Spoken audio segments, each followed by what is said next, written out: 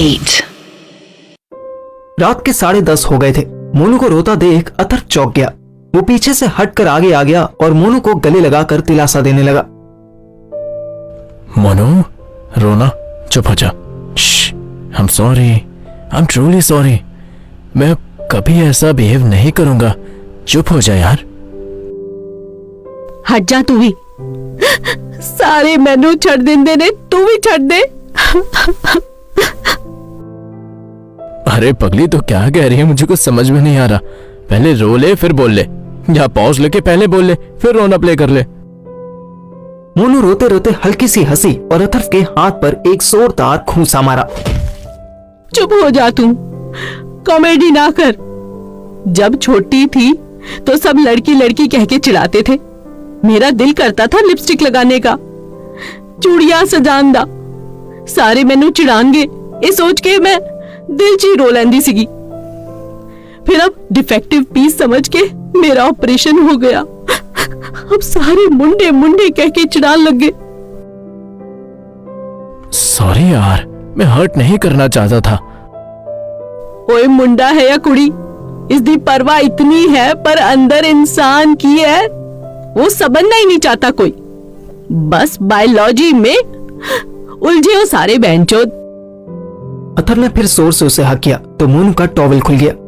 मोनू ने टॉवल फिर से बांधने की कोशिश नहीं की। अथर भी बिना कपड़ों के बेड पर लेट गया। मोनू भी उसके पास लेट गई।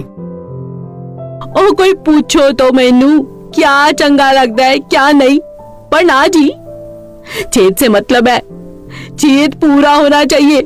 वहां डालो निकलो और जी हो गया सब।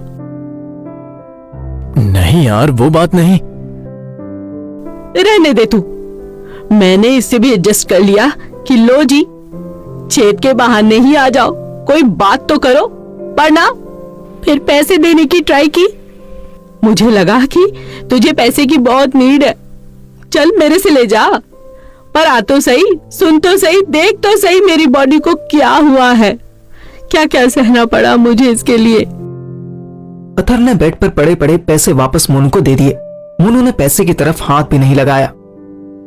टू बी ऑनेस्ट, मुझे वाकई पैसे की बहुत दिक्कत है। मैं तेरी डिसरिस्पेक्ट नहीं करना चाहता था मोनू, तू जानती है मैं बस अलग टेस्ट का आदमी हूँ। बल्कि था, अभी लगता है कि टेस्ट वेस्ट है, जो फील करो वही सच है। वही ना, तुझे नहीं करना मत कर, मेरे साथ बैठ, मुझसे बात तो कर। तुझे पता नहीं कितना दर्द हुआ था मुझे ऑपरेशन के टाइम। मोनू ने अथर्व का हाथ लिया और अपने पेट के नीचे टच करने लगी। अथर्व पहले हेजिटेट हुआ, फिर उसने अपना हाथ ढीला छोड़ दिया। मोनू के पेट के नीचे जिस उभरी हुई चीज को वो पेनिस समझ रहा था, वो बस एक लटका हुआ मांस था। ऑपरेट करवाते टाइम ये गड़बड़ हो गई सी। ये जो नन्नू सी बनी हुई है ना, ये मांस की गुत्थी बन गई सी। नेक्स्ट ऑपरेशन में ये हट जाएगी। इसी की वजह से बार बार दिल्ली चक्कर लग रहे थे मेरे। इसका ऑपरेशन बहुत कॉम्प्लिकेटेड है अथर्व, कुछ भी हो सकता है। डॉक्टर कहता सी कि इसके पीछे एक नस है ही, जो कट गई तो इंटरनल ब्लीडिंग भी हो सकती है। अथर्व ने आगे बढ़कर उसे गले लगा लिया। उसने गहरी सांस ली तो उसे मोनू 100% लड़की और सिर्फ लड़की ही लगी। मोनू ने भी झिझकते हुए अथर्व को गले लगा लिया। मैं समझता हूँ ऑपरेशन का पेन। अथर्व श्रेया से लेकर राधिका तक, आयशा से लेकर स्वीटी तक सबके बारे में मोनू को बताता गया। उसने अपने एक्सीडेंट के बारे में भी बता दिया और फेल होने के बाद होशियारपुर में मामा के टॉर्चर की कहानी भी कह सुनाई। बस यार, ये 18,000 जैसे तैसे चुका दूं ना तो तसल्ली मिले। वो तो देखी जाएगी, पर ये तो तू बोला ना, सेट्रियासिस करके बीमारी, ये मैंने अपने डॉक्टर से भी सुनी थी। ये आगे चल के और बढ़ सकती है। बढ़ने घटने से क्या होता है, होती रहे, ज्यादा से ज्यादा पागल हो जाऊंगा, कोई बात नहीं। मोनू अथर्व का सर सहलाने लगी। नहीं पागल, ऐसा कुछ नहीं होगा, मैं हूं ना। मेरा मतलब, मैं तेरे टेस्ट की तो नहीं, पर मैं कुछ लेडीज को जानती हूँ जो तुझ जैसे लड़के के लिए तो 3 क्या 5,000 भी दे देंगी। तो एक बार ट्राई कर ना, पैसे की प्रॉब्लम भी दूर हो जाएगी और तू शांत भी रहेगा। अथर ने बिना कुछ बोले बस आंख बंद कर ली। मोनू उसके चेहरे को देखती रही। फिर धीरे से मोनू का एक हाथ अथर के नीचे पहुंचने लगा। अथर अब मोनू को फील करने लगा था। उसे खुद यकीन नहीं हुआ कि मुस्कान के अच्छी तरह टच करने की वजह से वो हार्ड होने लगा था।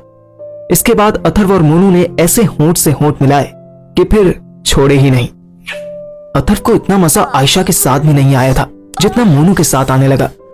मोनू थकी तो थी पर सोई नहीं। अथर्व रिलैक्स होते ही तुरंत सो गया। रात 2 बजे अथर्व की नींद खुली। उसके ऊपर एक चादर पड़ी हुई थी। मोनू रूम में नहीं थी। उसने चादर लपेटी और बाथरूम में जाकर चेक किया। मोनू वहां भी नहीं थी। उसको सब सस्पिशियस लगने लगा था कि रूम के मेन डोर से मोनू एक ट्रे लेकर आ गई। अभी वो पिंक नाइट सूट पहनी हुई थी।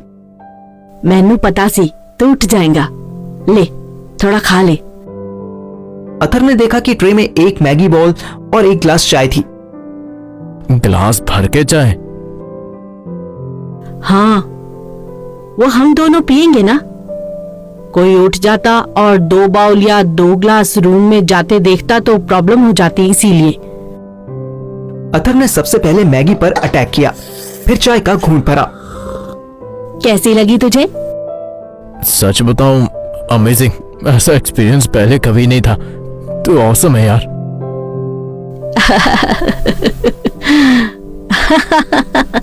मैं मैगी के लिए पूछ रही थी, पर ठीक है, ये भी अच्छा था। हाँ हाँ, मैगी भी टेस्टी है, बस गर्म बहुत है। तो रख दे इसे, ठंडी होने दे। वैसे तो मैं भी बहुत गर्म हूँ। ला पे ठंडा कर देते हैं। मोनू अपना नाइट सूट खोलने लगी। अथर्व उसे किस करने के लिए आगे आया। मोनू ने रोक दिया। सुनना, तो और लेडीज के पास जाना चाहता है? अथर्व ने कोई जवाब नहीं दिया। उसने बस मुंह नीचे कर लिया। ओहो, तू हेजिटेट ना हो, टेंशन मत ले। मैं तो तेरे पास हूं ही ना, मैं थोड़ी दूर होंगी। अथर्व को खुद पर बड़ी हंसी आई कि शाम तक वो मोनू से बचने के बहाने ढूंढ रहा था और अब वो कैसे भी करके मोनू से दूर नहीं होना चाहता था। तुझे बस एक प्रॉमिस करना होगा। क्या?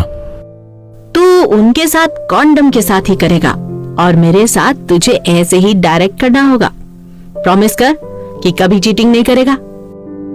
अथर्व ने प्रॉमिस के लिए गले की घंटी पर हाथ लगाया और मोनू को फिर से अपनी बाहों में भर लिया। इधर दिल्ली में मैं सुबह 8 बजे जिम से निकला ही था कि मुझे सुहानी कॉल करने लगी। हेलो सुहू, कैसी है तू? मैं तो अच्छी हूँ, पर तू बता कैसा है? तेरी तो रील वायरल हो रही है। ओ हाँ, वो ऐसे ही। तू बता। ऐसे ही कह के बात मत टाल। तुझे लीड मिली उस रील से या ऐसे ही टाइम वेस्ट किया? अरे बहुत सारी लीड मिली यार, तू मानेगी नहीं। कल से 23 बच्चे मेरे एड्रेस पूछ चुके हैं। आज 4 बच्चे तो शाम को मिलने भी आ रहे हैं। अच्छा है मोटू, हैप्पी फॉर यू। पर मैं सच बताऊं तो वो तुझसे पढ़ने कम और उस सुरभि शालिनी को देखने ज्यादा आएंगे। कैसी बात करती है यार? जो 3,000 फीस देगा वो इसलिए थोड़ी देगा कि उसे कोचिंग में एक लड़की पटानी है।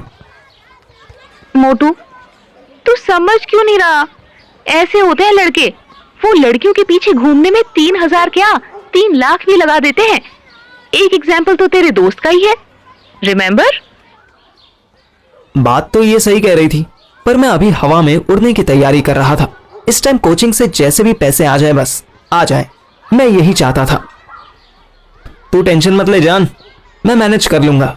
मैंने सुरभि शालिनी को भी ऐसा डांटा कल कि वो पूरी क्लास में बिल्कुल चुपचाप बैठी रही और पढ़ती रही। Okay, I trust you. बस कभी तोड़ना नहीं।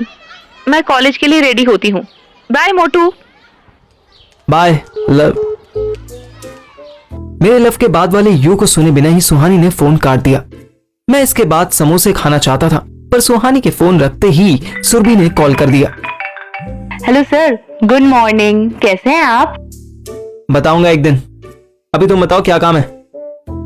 सर, मैंने मम्मी से बात की थी, वो भी यही कह रही थी कि वीक में 6 क्लासेस तो होनी चाहिए।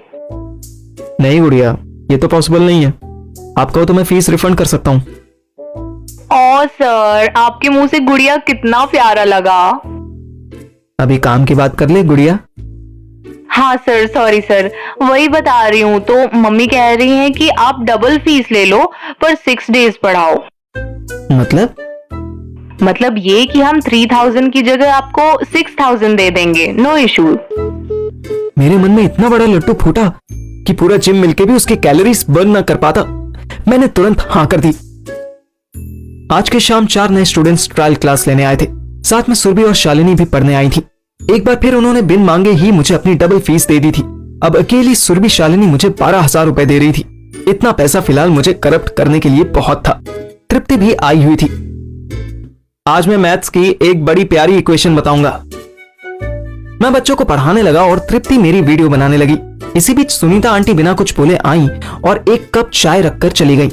मैं तो इसी बात में ग्लैड हो जाता था कि क्लास के बीच में आंटी चाय लेने के लिए नीचे नहीं बुलाती थी, बल्कि खुद ऊपर देने आती थी। अब इतने एहसान के बाद मैं उनसे कैसे कहता कि चाय एक नहीं 2 कप लाया कीजिए। तृप्ति भी चाय पीती है। मैंने चाय का एक सिप लिया और फिर पढ़ने लगा। इसी बीच तृप्ति मेरे टेबल पर आई और शरारती स्माइल करते हुए मेरे जूठे कप से चाय पीने लगी।